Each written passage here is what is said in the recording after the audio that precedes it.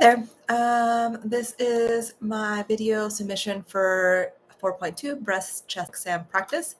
I will start with the questions that I would ask Jessica. There are several questions that I would ask Jessica, starting with when did you first notice the lump? Have you noticed any changes to the size or feel of the lump since then? Is the lump painful or tender? Do you feel it consistently or does it come and go? Have you had any nipple discharge? If so, what color and how much? Have you noticed any changes in the breast skin, such as dimpling, redness, or thickness? Have you experienced any recent trauma to your chest or breast area? I would also like to know what part of their cycle they're in. Do they have any symptoms that seem to change with the cycle? Meaning, does the lump increase when they're on their period, or is it not visible when they're on their period? Any other changes? Do you have any fevers or chills or signs of infection? Have you had a breast biopsy, mammogram, or ultrasound in the past? Do you have a family history of breast cancer or other breast disease? Are you currently breastfeeding, or have you recently weaned? And do you know how to perform breast exams regularly? Those are some of the questions that come to mind. In regards to I think it's the second part of the question, to counsel a video demonstration of an exam, counseling a model. I don't have a model, so I'll use myself for this as if I'm talking to Jessica. Okay, let me just see if this will, perfect. Okay, so first I would tell Jessica, thanks for letting me know about your concerns. Let's go ahead and do a clinical breast chest exam. I would also like to walk you through a self-exam at home. A self-exam so you could do at home. First, I'll have you sit or stand upright with your arms relaxed and then raised up above your head, and then press against your hips. What I'm looking for here is for symmetry, skin changes, and nipple inversion. Now I would have the client become seated or on their back.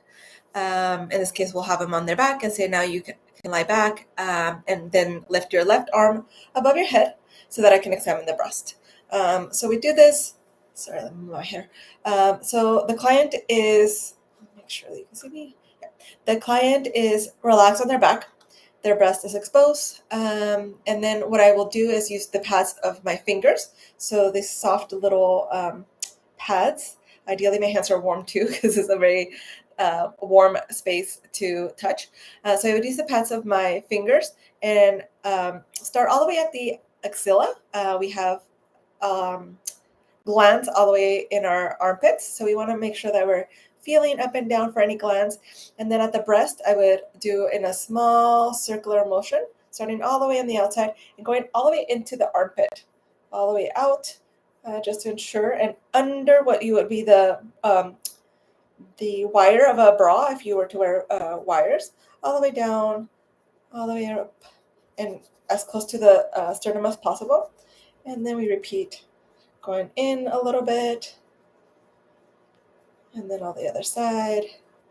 We're checking for any masses, tenderness, lymph nodes, using light to medium pressure, depending on the layers, and palpating the nipple for any discharge or abnormalities. Another way of doing this is also doing like a zigzag motion, where you start at the end of the axilla, go down, move a little bit up,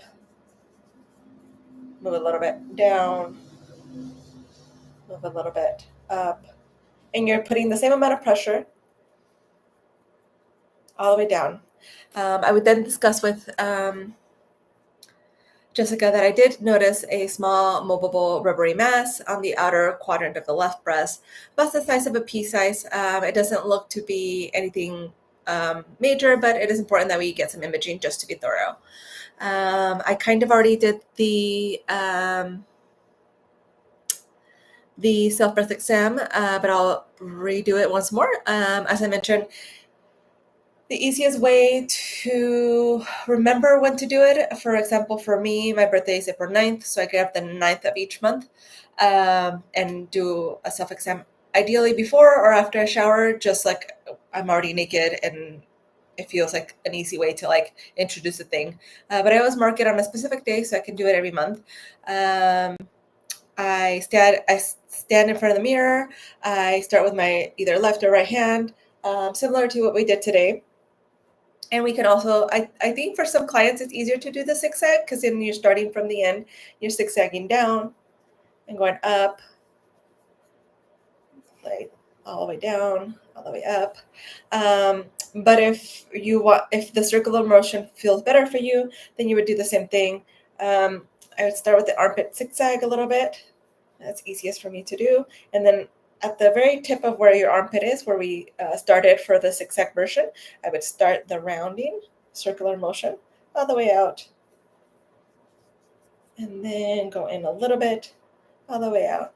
Noting any tenderness, nipple tenderness, discharge, dimpling, rashes, lumps.